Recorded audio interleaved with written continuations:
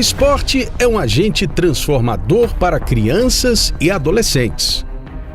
Para o entrevistado desta semana, foi ele, o esporte, que lhe garantiu o desenvolvimento de sua vocação de liderança, das quadras de futsal para a gestão pública, nas esferas municipal e estadual. Em 2020 foi eleito vereador da cidade e, como num toque de bola, chegou à presidência da Câmara Municipal, onde reforça seu compromisso com a independência e a transparência. O entrevistado de hoje é o camisa 10 do momento, que liderou o movimento que impôs a primeira derrota ao prefeito da cidade de Manaus durante a sua gestão. É ele, Caio André.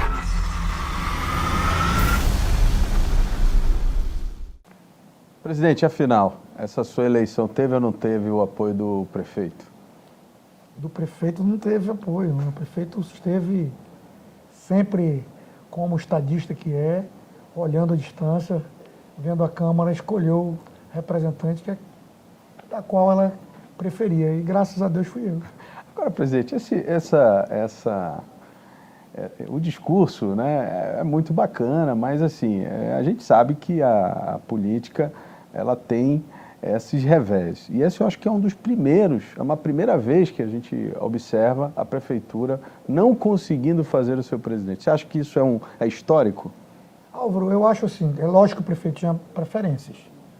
É óbvio que o prefeito escolheu alguém no íntimo dele que seria o candidato ideal para ele. Até imagino que não seria eu. Não sei por que motivo, eu sou da base, sempre estive na base do prefeito, tenho uma relação harmoniosa, até carinhosa com o prefeito, é um cara que me deu super bem, não só com ele, mas com a equipe toda. E assim, se é a primeira vez da história, eu não sei te dizer. Eu sei que não foi fácil, a gente teve que se manter muito unido, continuamos muito unidos agora. Isso continua depois? Eu digo assim, não há um... É lógico, os vereadores que votaram em mim são mais próximos a mim. Por uma questão de convívio, nós acabamos convivendo muito naquele período. Tinha já amizade com alguns vereadores e tenho ainda amizade com vereadores que não votaram em mim. Tenho uma relação de respeito, uma relação até de dever para com os vereadores que também não votaram em mim. Uma questão óbvia, eu sou o presidente dos outros 40 vereadores e mais... Não tem como dividir. Não tem como dividir. A casa é de todos os vereadores, eu faço questão, e todos nós aqui que trabalhamos aqui na casa fazemos questão de deixar não só isso muito claro, mas não só no discurso, não só na falácia. No dia a dia. Não é falácia, no dia a dia. Demonstrando o dia a dia e trabalhando para que isso realmente aconteça. Pois é, agora o que a gente vê do sentimento é que, por exemplo, essa Câmara tem se demonstrado ser uma Câmara um pouco mais aguerrida, né? A primeira grande ação, nos primeiros dias logo, vocês instalaram ali uma CPI. Álvaro, eu eu tenho convicção que isso também tem como partícipe a prefeitura, o próprio prefeito. Ele comunga dessa... Como o prefeito é alguém que veio do Legislativo, que também trabalhou na Assembleia Legislativa, foi presidente, ele enxerga que essa independência é importante. O prefeito não é alguém que faz esse tipo de intervenções. É o meu primeiro mandato, é difícil eu falar do passado porque eu não vivi. Eu posso dizer do que é hoje.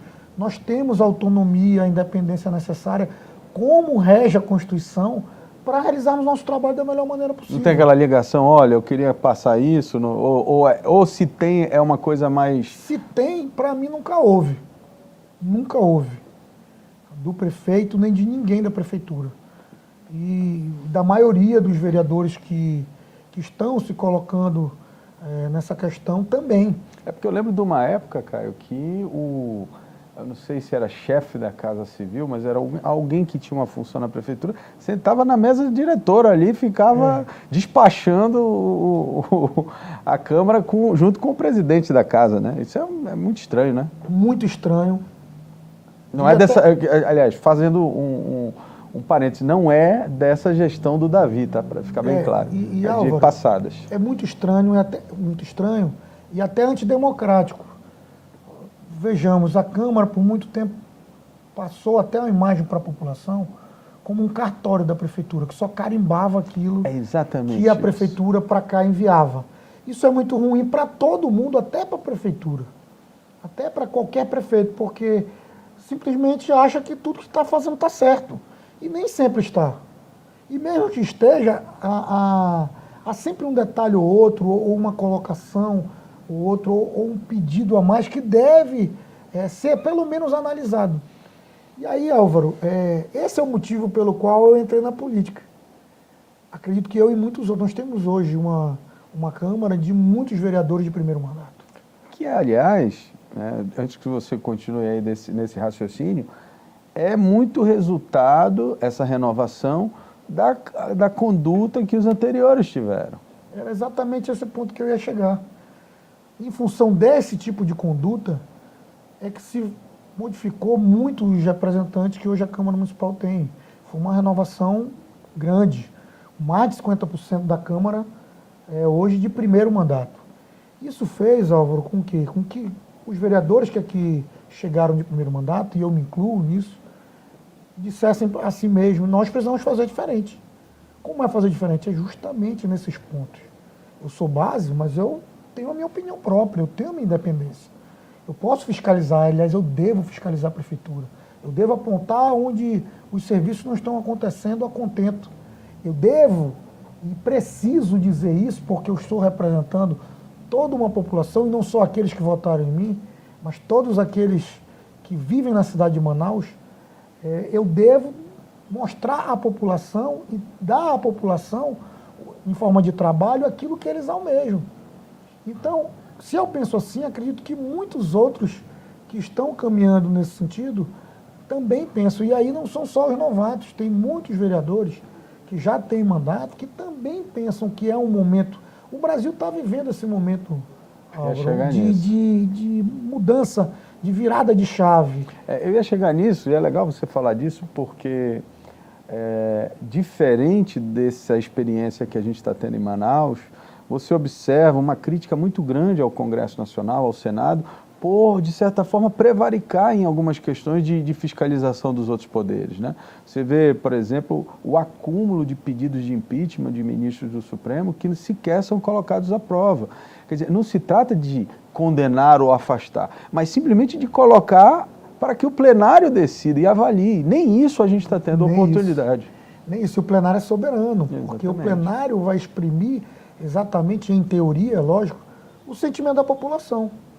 Se os representantes que ali estão, como aqui estão, representam os vários segmentos da nossa sociedade, quando sai uma votação que a maioria determina o que deve ser feito, ali está, em teoria, o que a maioria da população deseja. E isso é a democracia. É o que se chama de Estado Democrático de Direito. Estado Democrático de Direito é o que está na nossa Constituição. A Constituição, ela se prevalece justamente nesses momentos. E eu penso exatamente isso. Aqui, quando eu me candidatei a presidente, eu disse exatamente isso. Que a Câmara ia ser independente, transparente, não que a Câmara não fosse independente nem transparente, mas que ela teria muito mais independência, muito mais transparência e, acima de tudo, eu ia fazer, e estou fazendo desde o primeiro dia de mandato, fazer justamente isso, sentar aqui com quem dialoga com a população, quem leva as informações para a população, para que a população se sinta informada do que os seus representantes, do que o Poder Legislativo está fazendo e deseja fazer em seu nome, porque nós estamos aqui representando e em nome do poder do povo, porque todo poder emana do povo, de cada cidadão da nossa cidade. Agora, presidente, o senhor pegou uma Câmara diante de um processo, a gente precisa lembrar, né, até para contextualizar, naquele momento o presidente que estava, que era o vereador Davi Reis, tentava mudar a legislação para que ele pudesse ser reconduzido, o que não é permitido pela legislação vigente, né? Como é que o senhor recebeu a Câmara? muito desorganizada, gasto, porque assim, foi uma gestão, aí a gente, para o outro lado, né? Foi uma gestão com muitas denúncias. Sim, Álvaro, eu acho que o presidente Davi Reis não foi um mau presidente, principalmente no que concerne as questões estruturais para os vereadores e quando eu digo para os vereadores, acaba se estendendo à população, porque o trabalho do vereador é justamente representar a população, levar os anseios da população, principalmente ao Poder Executivo, fazer essa ponte, fiscalizar. Então, quanto mais estrutura o vereador tem em seus gabinetes, estrutura física mesmo, estrutura de poder chegar mais facilmente a uma secretaria, ao prefeito, mais representatividade o povo vai ter. Nesse sentido, o vereador Davi Reis foi um bom presidente. Ou seja, para dentro, Para né? dentro da Câmara. Eu acredito que o grande ponto, que é o que me fez ser candidato, é justamente o que se precisava fazer para fora. A Câmara, como caixa de ressonância da sociedade manauara, ela não pode se resumir a simplesmente trabalhar as leis, a simplesmente vir aqui nas segundas, terças e quartas e discutir os projetos. Eu acredito que nós temos que dar algo a mais de contribuição para a sociedade. Tem um papel social, né? Tem que além do haver muro esse daqui, papel né? social. É igual a história do juiz. O juiz, antigamente,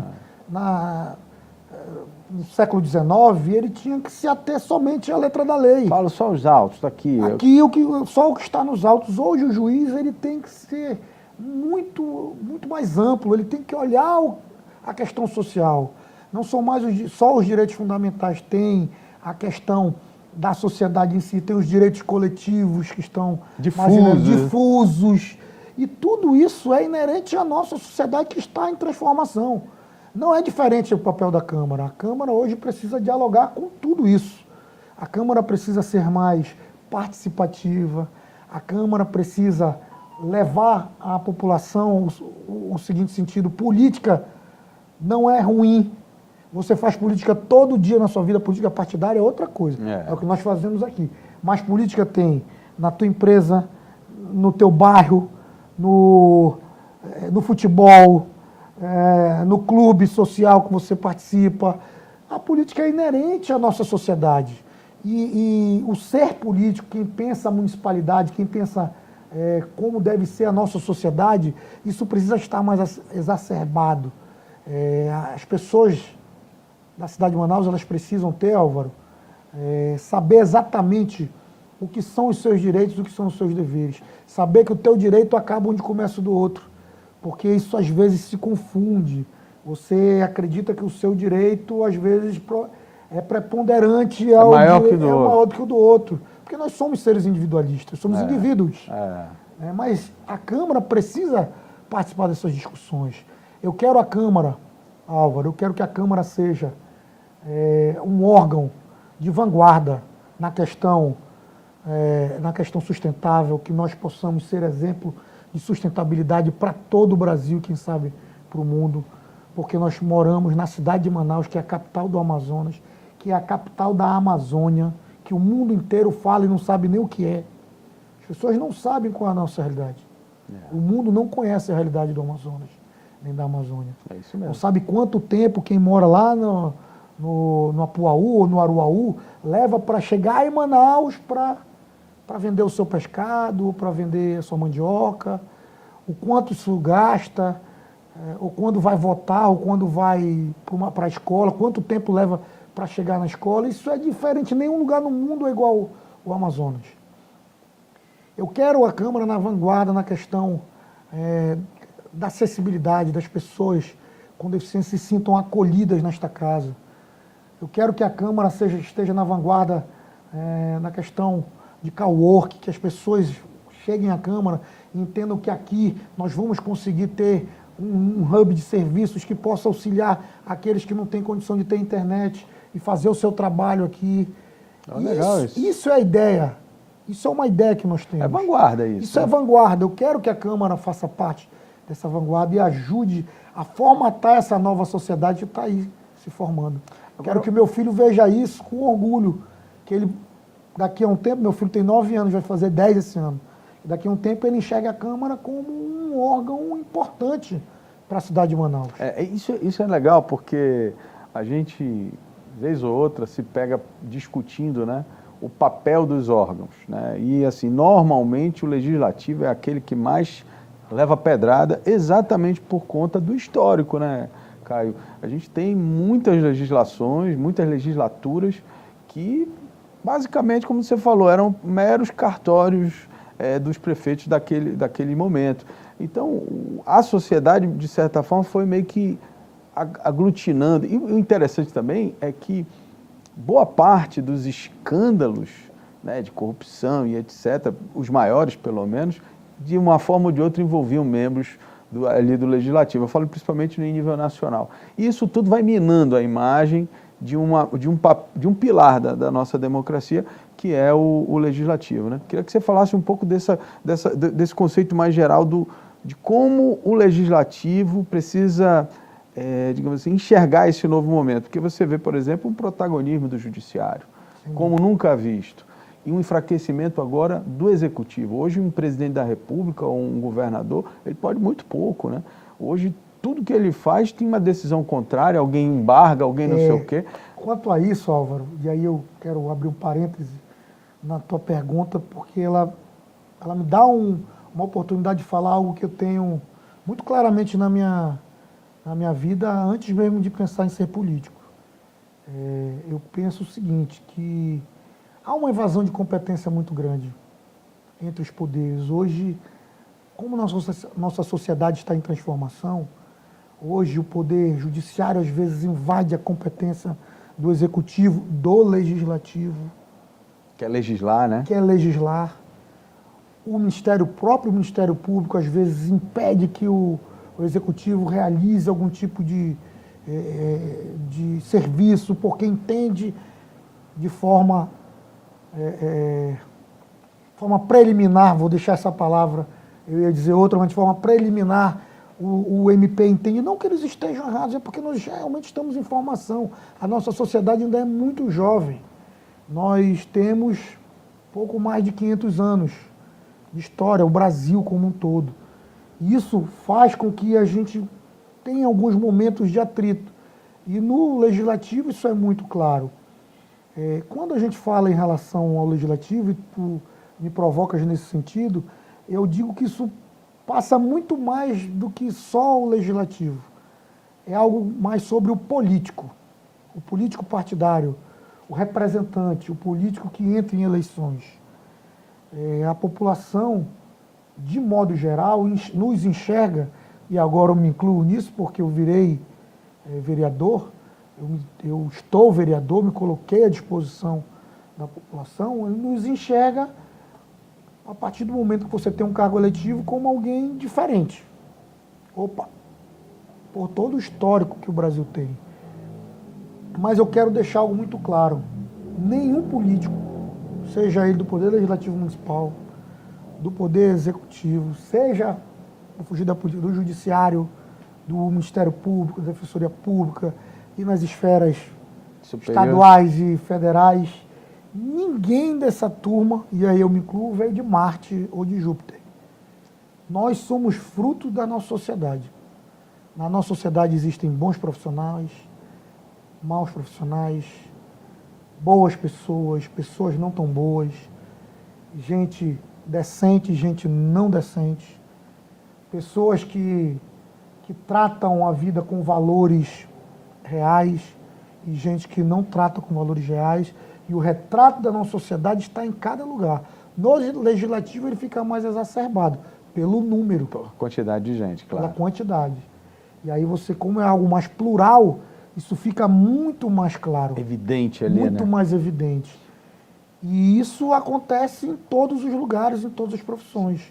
É um retrato fiel do que é a nossa sociedade. Se alguém comete um crime na política, cometeria também fora dela. A vida privada.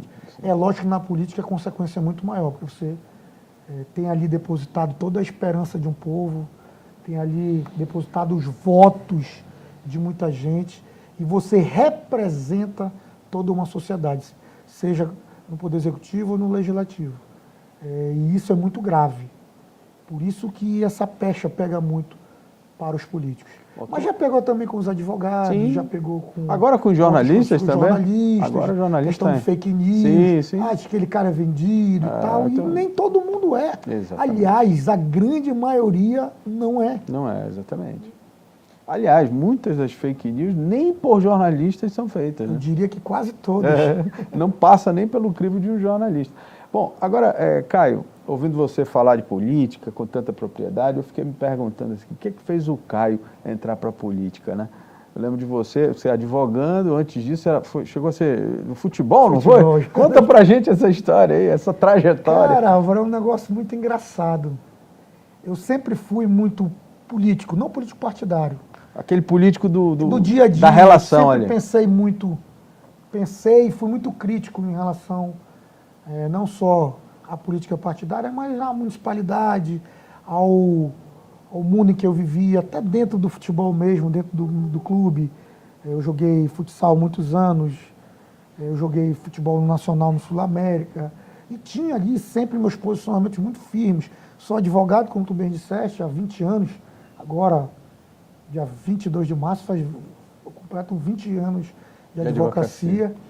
E também sou muito crítico à advocacia, à questão de como o advogado é tratado, principalmente nas varas e tal, porque não era para ver questões hierárquicas entre juízes, promotores e advogados, mas de fato existem. Existe, né?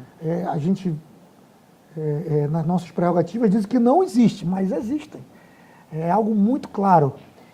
E isso, porque eu sempre fui esse ser político, eu trabalhei em assessoramento de políticos, eu trabalhei como vereador, trabalhei como assessor, como... então você já foi ali, né? Eu trabalhava assessoria jurídica, também trabalhei muito na área esportiva como dirigente esportivo, fui fundador e primeiro presidente da Atlética Ciesa, onde eu fiz faculdade, fui diretor ainda do Grêmio Estudantil do La Salle, de esportes, depois trabalhei na Secretaria Municipal de Esportes, fui todos os cargos lá, todos os cargos até subsecretário lá, não cheguei a ser secretário, depois na SEGEL também, e a vida acabou me levando em 2016, para um momento em que, de indignação, estava começando esse movimento geral de indignação no país, e em Manaus não era... Grandes manifestações. As grandes manifestações, em Manaus não era diferente, e o nosso grupo de amigos e a família diz, ninguém vai votar mais em ninguém, não. Não, ninguém vai mais trabalhar para nenhum... político. A gente se decepciona, a gente acaba, sei lá, se estressando, ficando ansioso, né? Vida. A gente não se sente representado. Então, era isso mesmo, ninguém vai mais votar em trabalhar para candidato nenhum, beleza. A partir de agora nós vamos ter uma candidatura. Eu disse, é isso que a gente tem que fazer. Vai ser tu, Caio. Eu disse, peraí, agora não, calma. Com o meu escritório... Tudo funcionando. Tudo funcionando, a minha vida. Meu filho era novinho, tinha 3 anos de idade, mas a gente viu que era um momento, existiam muitas mudanças também na legislação eleitoral que permitiam a possibilidade de realmente renovações, como tem acontecido. E aí a gente...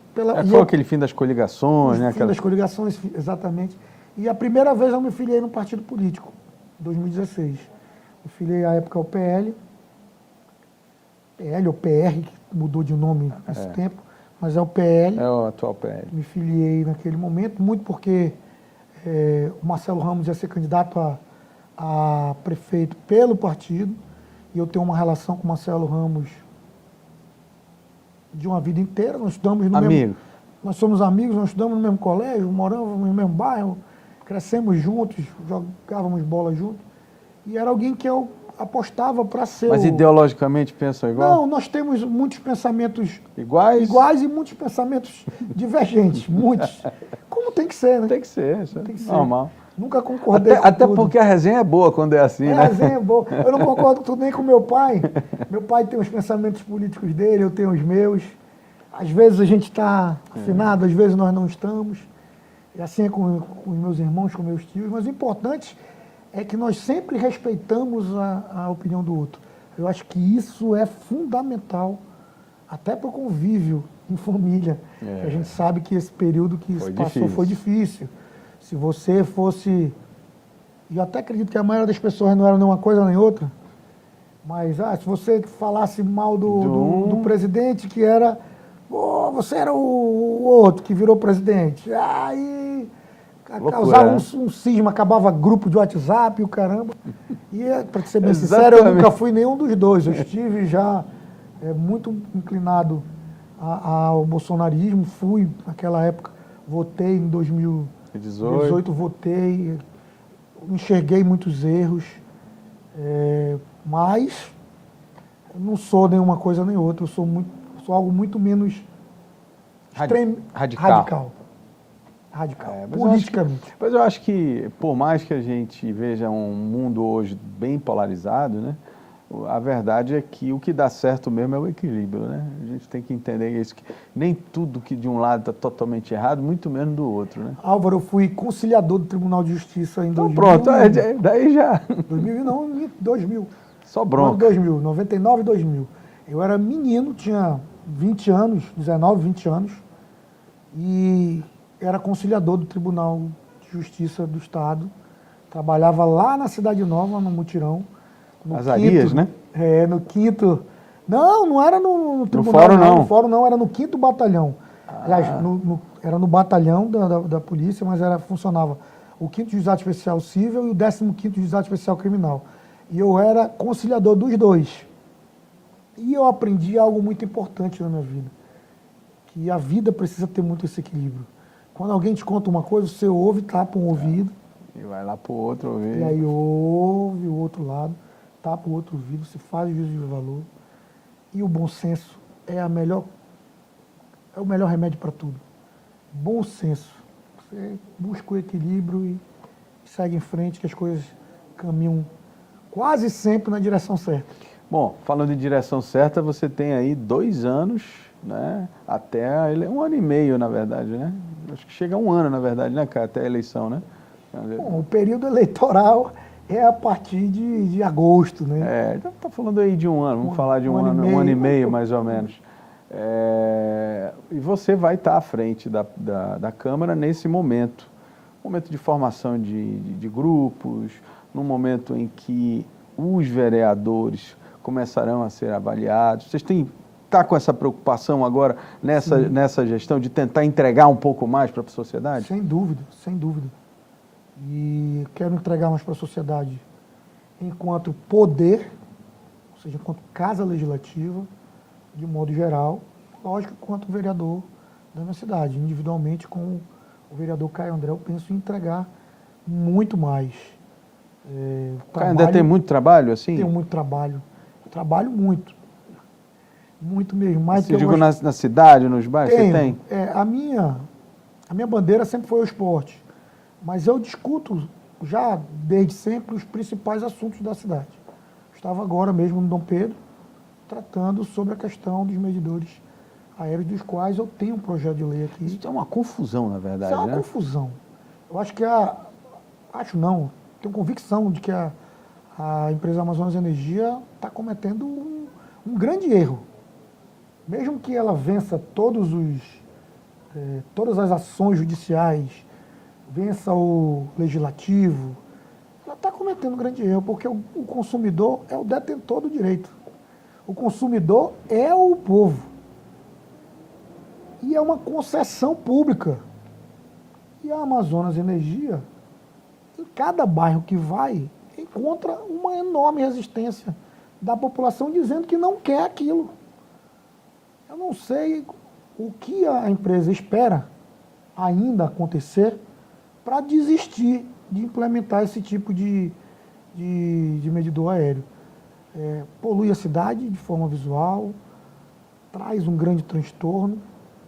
Eu acho que ela deveria buscar a forma, com as grandes capitais, as grandes cidades do mundo, de despoluir visualmente, tirar esse emaranhado de fios, né? Das nossas ruas, das nossas calçadas, colocar de forma subterrânea. Esse era o estudo e esse era o trabalho que eles deveriam estar fazendo. Eu tenho certeza disso e não bater de frente com a população. E não é comigo.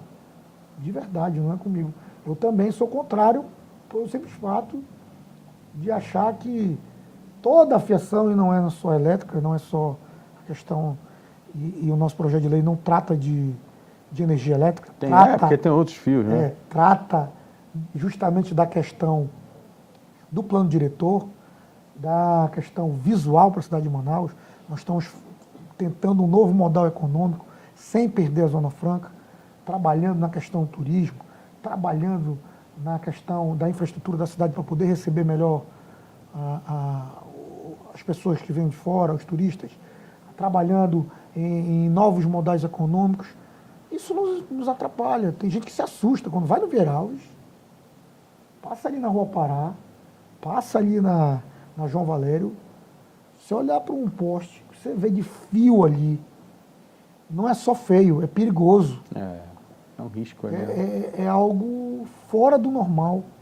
Não tem bom senso aquilo. Agora, Caio, tu falou da energia, a gente acabou tocando na energia, mas eu queria levantar aqui uma coisa que eu acho que vocês, né, que são vereadores que estão começando a vida política e tal, a cidade de Manaus, e eu acredito que todas as cidades do país, mas eu vou falar de Manaus aqui, ela sempre enfrenta de forma reiterada os mesmos problemas, né? Nós temos problema com o serviço de água, porque cobra taxa de esgoto e não tem sistema de esgoto, não investe em esgoto, né? Quer dizer, a gente já tem esse problema. Aí luz, a mesma coisa. Transporte coletivo, a mesma coisa.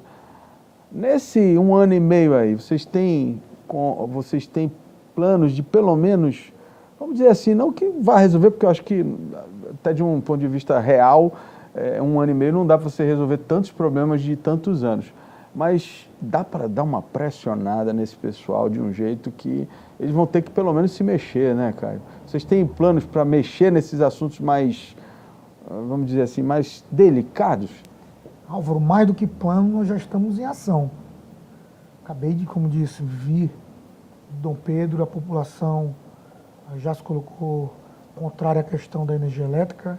Nós já temos um projeto de lei que não foi criado só por mim, foi um projeto que nasceu no seio da Defensoria Pública do Estado do Amazonas, em virtude das inúmeras denúncias ali recebidas, com o PROCON também, e nós sentamos e encontramos uma solução dentro da competência do Poder Legislativo Municipal para barrar aquilo que a população já, de forma reiterada, não quer. Na questão da água, nós já montamos aqui a CPI, já está instaurada, agora nós vamos, nessa semana, deliberar em plenário, na outra semana devemos montar os membros e iniciar os trabalhos. Tá, mas aí, por exemplo, a CPI vai chegar num número lá, numa situação, né? E a gente precisa fazer essa empresa cumprir com isso, né? Acho que essa é a questão. A questão é exatamente essa, é porque nós vivemos tanto tempo vendo algumas CPIs em que o resultado não foi o esperado por aquilo que a população ansiava. A CPI, eu acho até legal, porque assim, eu não acho de todo errado tudo que a gente vê de CPI, porque no fundo você acaba aprofundando aquele assunto. Isso é fato, isso é um grande ganho. Por exemplo, até aquela CPI do Covid, a gente ouviu de tudo ali. Né? E aí você, no final, você chega, a própria sociedade, você faz os juízos de valor. O caso da água, como já foi a do combustível, né, por tantas vezes, a gente já tem assim, muita ideia do que é o problema, né? A questão é que fica nisso, essa é a questão. Álvaro, o grande ponto é exatamente isso. Pelo menos conhecimento nós vamos ter. Porque nós não sabemos se a empresa hoje, quanto a empresa investiu, realmente em esgoto principalmente. A questão da água melhorou muito na cidade de Manaus, do que era 10, 15 anos atrás, mas ainda precisa melhorar muito. E a empresa, verdade seja dita aqui, precisa ser dita. A empresa é uma empresa nova, de 2019 para cá. Adquiriu em 2018 esse contrato, e de 2019 para cá, e com a pandemia no meio. Assim mesmo, a empresa tem, e é uma empresa de know-how conhecido no Brasil. Cuido de várias cidades Petrópolis e tal. Várias cidades no Brasil, tem um fundo garantidor. Parece-me ser uma empresa séria, mostra seriedade. No entanto, nós não temos aqui como saber quanto realmente foi investido, quanto de esgoto tem na cidade de Manaus. Eles falam em 26%. Eu garanto que se nós tivermos 26% de Esgotamento. de cobertura de esgoto, de coleta de esgoto e tratamento, que eu não acredito que seja a mesma- o mesmo percentual. É. E nós estamos tudo falando aqui, acredito.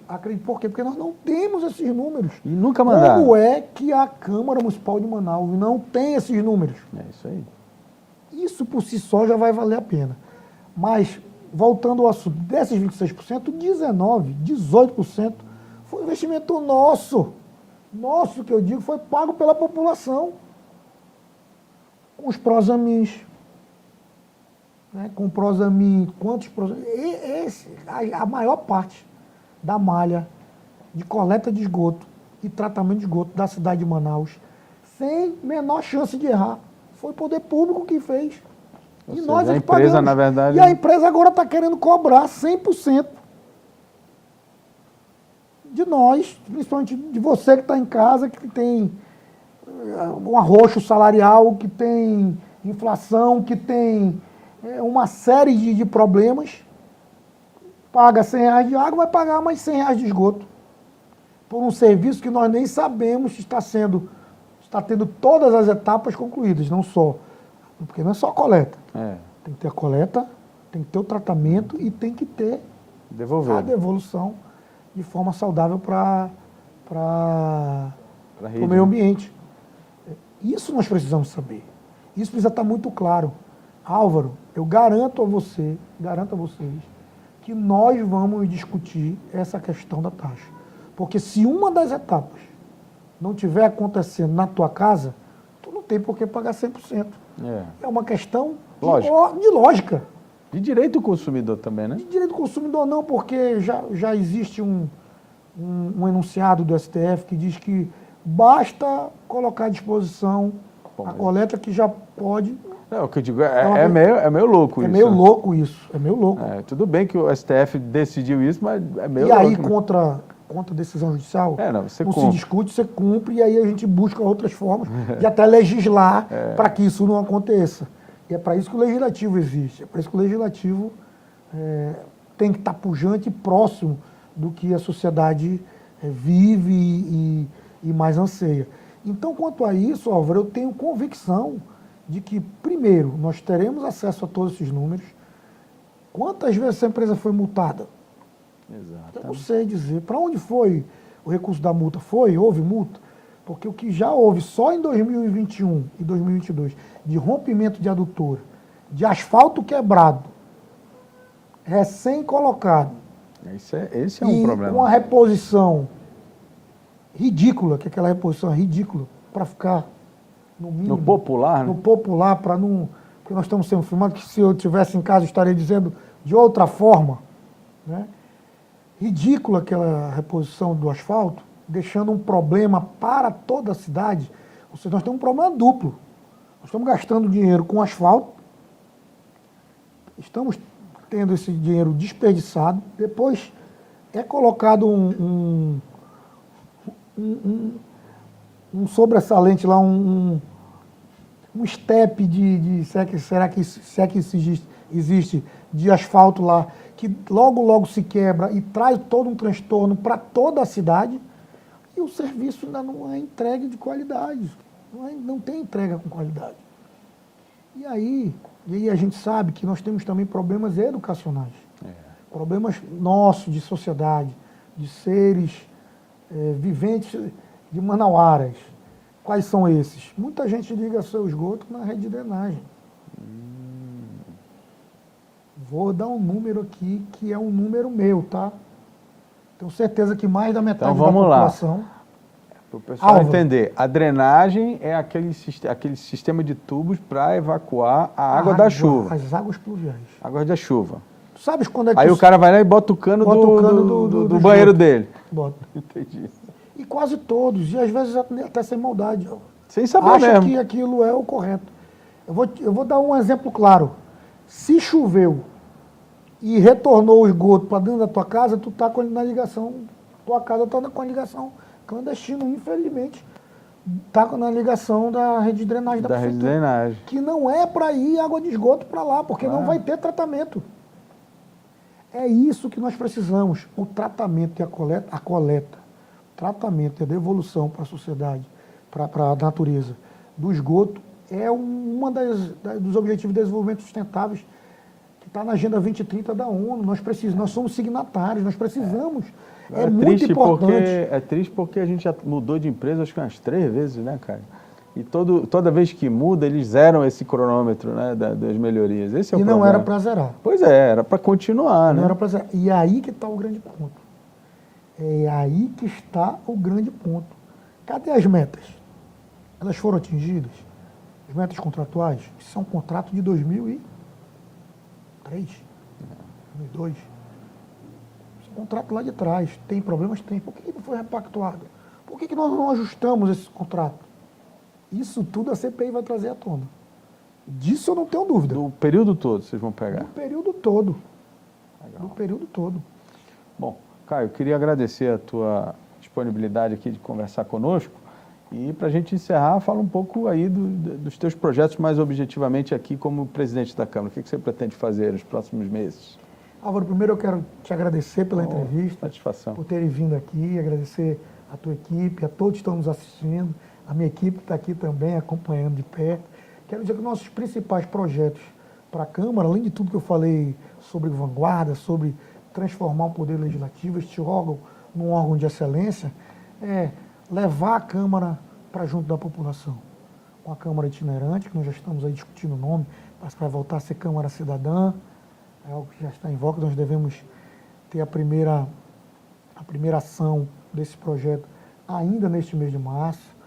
Voltar ao Parlamento Jovem para que a gente discuta com a sociedade, com os nossos jovens, políticas públicas, não política de governo, política de Estado, pensando no todo, até extrapolando as competências legislativas, municipais, falar de sociedade, falar de melhorias.